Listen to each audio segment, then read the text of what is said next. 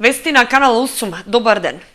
Реонизацијата за упис на правачињата во кочанските училишта и годинава не се почитува. Иако двете основни училишта Свети Кирил и Методи и Никола Карев се сосема блиско според местоположбата, сепак првото има двојно повеќе запишани правачиња од второто училиште. Слична како во Никола Карев е состојбата и во останатите три основни училишта. И годинава реонизацијата за упис на правачињата во основните училишта потврлува и воопшто не се почитува од страна на родителите и раководниот кадар и педагозите во училиштата. Најголемиот дел од правачињата се запишуваат во основното училиште Свети Кирил и Методи, иако според местото на живење би требало да учат во соседното Никола Карев.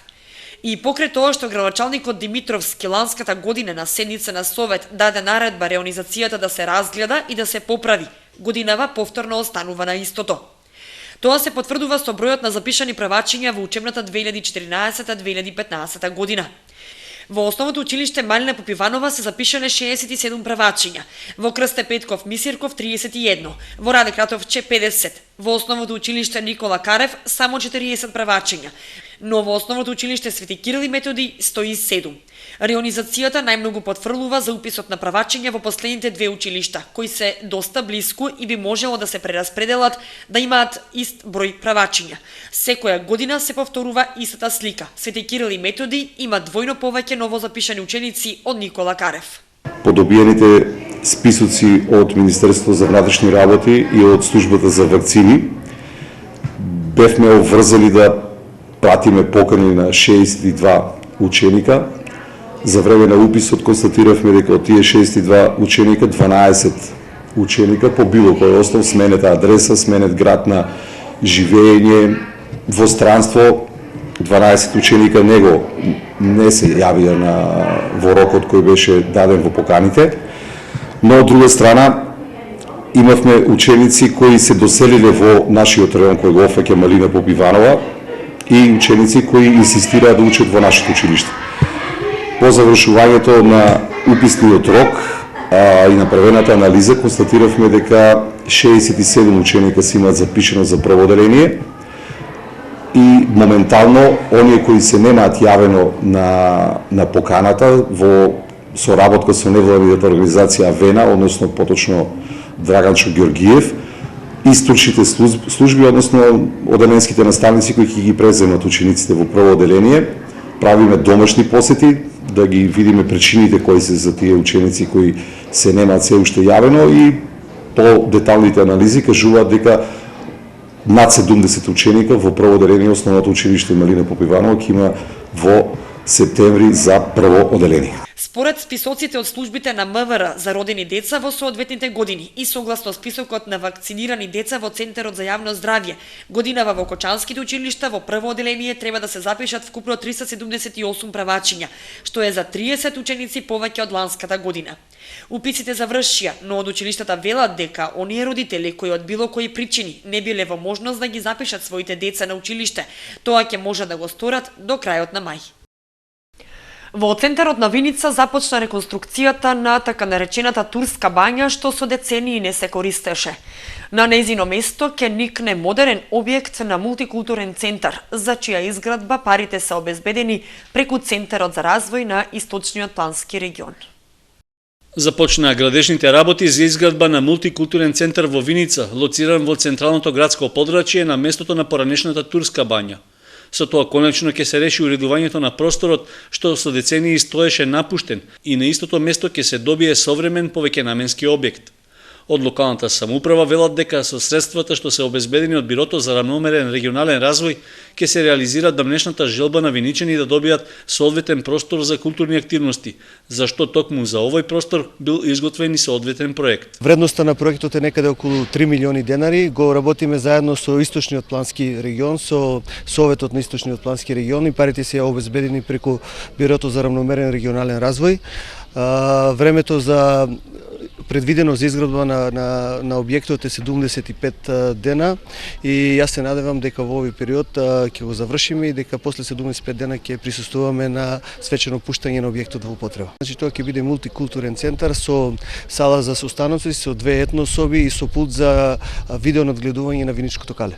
Проектот за реконструкција на турската бања, општина Виница 2 пати го аплицирала до Центарот за развој на Источниот плански регион и тој и во двата случаја бил позитивно оценет. Од Комисијата при Бирото за рамномерен регионален развој, поради недоволно финансиски средства, досега не било можно да се реализира. Годинава биле одобрени пари за негово и финансирање на уште еден проект во Делчево. Соработката на Центарот со општина Виница е од основањето на самиот центар. Работиме на вистина професионално, конструктивно, имаме доверба едни во други и еве на вистина по завршување на јавната набавка започнува фактички изградбата на овој проект, со тоа што општина Виница има сопствено кофинансирање, а остатокот од средствата, како што рече и градоначалникот, се обезбедени во висина од 3 милиона денари од страна на Бирото за регионален развој, односно националниот буџет. За проектот за изградба на мултикултурниот центар во Виница и за втората фаза на колектор за отпадни води во Делчево, преку Бирото за рамномерен регионален развој, годинава се обезбедени вкупно 5 милиони денари.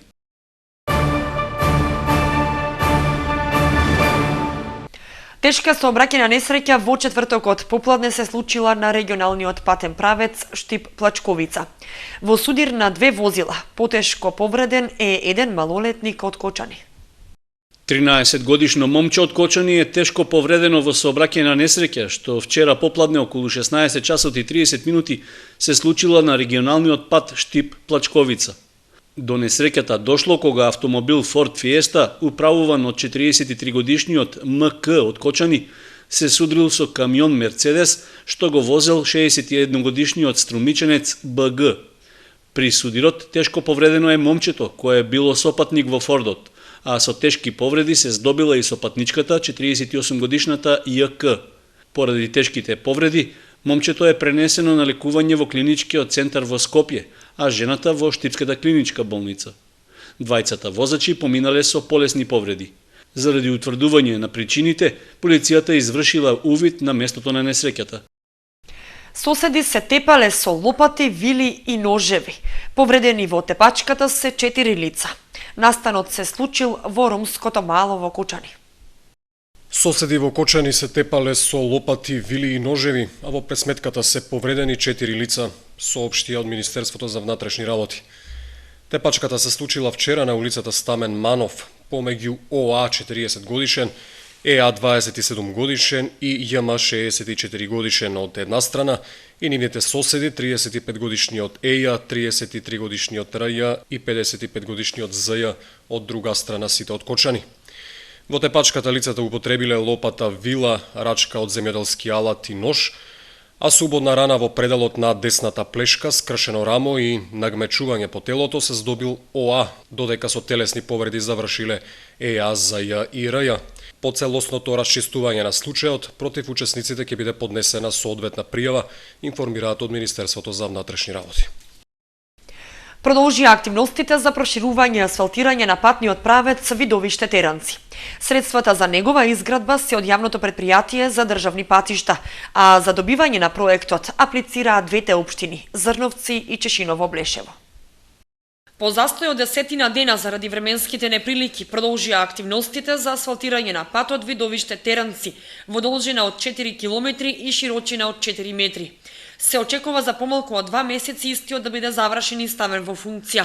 Со асфалтирање на патот придобивка ќе имаат жителите и на двете општини Зрновци и Чешиново Блешево. Асфалтирањето на овој пат со поврзувањето на општина Зрновци со општина Чешиново ќе доведе до развој на сите овие села кои што гравитираат во подножите на Плачковица. Се надевам дека ќе доведе до развој, до размена и на стоки, меѓутоа секако и на луѓе, раздвиженост на луѓето, особено тоа што оваа делница наистина го скатува патот за неколку десетци километри. Ако денес мора од село Видовиште да патуваат околу 30 километри да стигнат до соседното село Теранци, сега ќе се потребни само 4 километри. Така да, со обзир на тоа што одма покрај Теранци се наоѓа и магистралата, многу побрзо ќе се излага на магистралниот пат Кочани-Штип и со тоа сметам дека делувањето многу ќе значи, ќе допринесе во развојот на сите овие населени места. По завршување на патот Видовиште Теранци ќе почне асфалтирањето на патот Теранци Кучечино, а потоа и на патниот правец Борилчево Аргулица. Понатаму продолжуваме од селото Теранци кон селото Кучечино, кој исто толкова должина. До крајот на годината се надевам дека ќе биде завршен од Борилчево до селото Аргулица. Воедно се вклучуваат 3 општини, тоа се општините Зрновци, општината Чешиново Облешово и општината Карбинци. Овој пат е од големо значење за сите граѓани на нови населени места, со тоа што ќе го растретиме и патот А3, поточно магистралниот пат од Кочани кон Штип. Тука е повеќе комуникација на самиот народ. Проектот е заеднички на двете општини Зрновци и Чешиново Облешево во соработка со јавното претпријатие за државни патишта. Патот на кој во моментов се работи е со финансиска конструкција од 20 милиони денари, а исто толку средства ќе се потребни и за патот Теранци-Кучичино. Целосно се реконструира левиот магистрален канал што се протега од Виница до Карбинци. Предвидена е поправка и на оштетувањата на секундарната мрежа. Се чисти, уредува и реконструира левиот магистрален канал што се протега од Виница до село Козјак, општина Карбинци. Се очекува за неколку месеци да биде исчистен и ставен во функција. Овој канал неколку години наназад не беше во функција. Бенефит од неговото чистење и реконструкција ќе имаат жителите од повеќе села.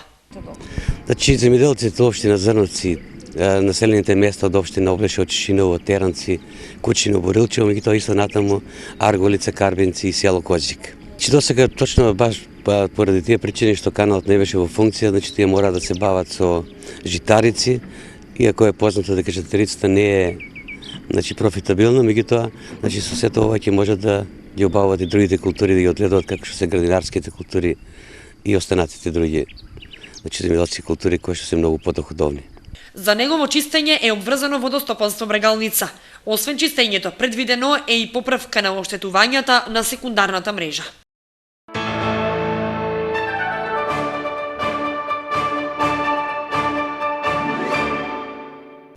Во Средното општинско училиште Ванчо Прке во Виница свечено беше предадена во употреба реконструираната машинска училница, за што финансиска помош беше обезбедена од Американската агенција за меѓународен развој. По тој повод се одржа свеченост на која присуствуваа представници од амбасадата на САД и од локалната самоуправа. Учениците во Средното општинско училиште Ванчо Прке од Виница добија реконструирани простории на машинската работилница за изведување практична настава. Парите за реконструкцијата се обезбедени од проектот Меѓуетничка интеграција во образованието, што го финансира Американската агенција за меѓународен развој и општина Виница. На свеченоста што се одржа по тој повод пред представници од УСАИД, од локалната самоуправа и други гости, учениците прикажаа пригодна културно-забавна програма, а беше организирана и ликовна изложба со цртежи што самите ги изработија. Градоначалникот Дончев рече дека ова е 30-ти заеднички проект меѓу општина Виница и ЮСАИД и втор со Европската команда на Американската војска што успешно се реализира. Проектот чини некаде околу 1.600.000 денари, од тие 400.000 денари се учество на општината, 1.200.000 се подршка од УСАИД. Еве една јавна благодарност до американската влада, до американскиот народ и до УСАИД за досегашно успешно завршените проекти и јас се надевам дека во иднина ќе продолжиме со оваа успешна соработка. На предавањето во употреба на реконструираната машинска работилница беше речено дека со проектот на УСАИД се прават напори да се создадат подобри услови во училишните објекти, за што освен во Виница се помогнало на уште 11 други заедници во Македонија. За таа цел во период од 4 години американската влада издвојува $5,2 милиони. Од името на Европската команда, нас ни е навистина драго што придонесуваме на општината и Виница и ми е многу драго што сум тука денес со вас. Многу сме горди што сме денес тука и особено сме многу среќни што сте вие тука и не подржувате, бидејќи тоа кажува многу. И ни е многу драго што има толку родители и ученици кои се денес присутни на овој настан и дефинитивно ќе го пренесам тоа на моите претпоставени во Штутгарт. Реконструираниот објект во кој е сместена машинската работилница ќе им овозможи подобра настава на учениците, како и подобро организирање на наставниот процес, за што досега условите беа под потребните норми. Општина Кочани објави јавен оглас за вклучување на евидентираните невработени лица во програмата Општинско корисна работа, со кој овие лица се повикуваат да се вклучат во проектот Раце што помагаат, заради работно ангажирање за период од 6 месеци. Евидентираните невработени лица што ќе бидат вклучени во програмата Општинско корисна работа ќе бидат работно ангажирани со 20 работни часа неделно, при што за време на работниот ангажман од 6 месеци статусот на невработените лица ќе им остане непроменет, а за секој кандидат што ќе биде вклучен во програмата се предвидува паричен надомест во бруто износ од 6000 денари месечно. Лицата ќе бидат ангажирани во градот и во околината на Кочани. Евидентираните невработени лица што ќе се пријават за учество во програмата општинско корисна работа треба да спаѓаат во категориите на невработени лица со умерени потешкоти при вработување, односно тешко вработливи лица. И тоа едно лице, психолог со завршено високо образование група психологија, 2 лица за работа во Центарот за спроведување на акцијата на заборавеното да му дадеме душа, со завршено минимум средно образование со искуство за работа во невладин сектор. И 3 лица за давање услуги на стари и изнемоштени лица со завршено минимум основно образование, по можности лица од рурална средина. Заинтересираните може да поднесат пријави во Агенцијата за вработување во Кочани од 16 до 23 мај. Огласот се објавува врз основа на договорот за соработка помеѓу UNDP и Општина Кочани, оперативниот план за активни програми и мерки за вработување за 2014 година и програмата за вработување на владата на Република Македонија за активните и мерки за вработување за 2014 Општина Кочани и Агенцијата за вработување.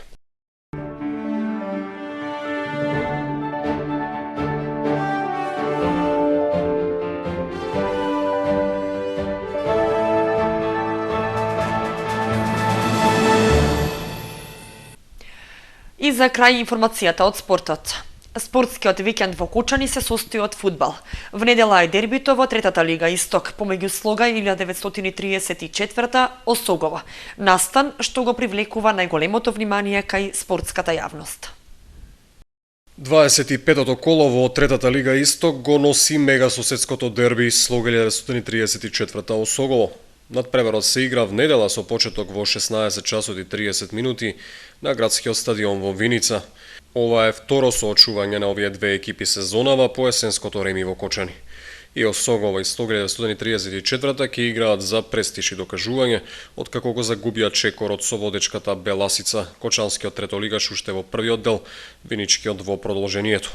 Останати двојки од колото, Чешиново Карбинци, Каменица Саса Беласица, Брегалница Голак Тркања, Работник Баби, Астиво Плачковица и Напредок Здравие Рудар.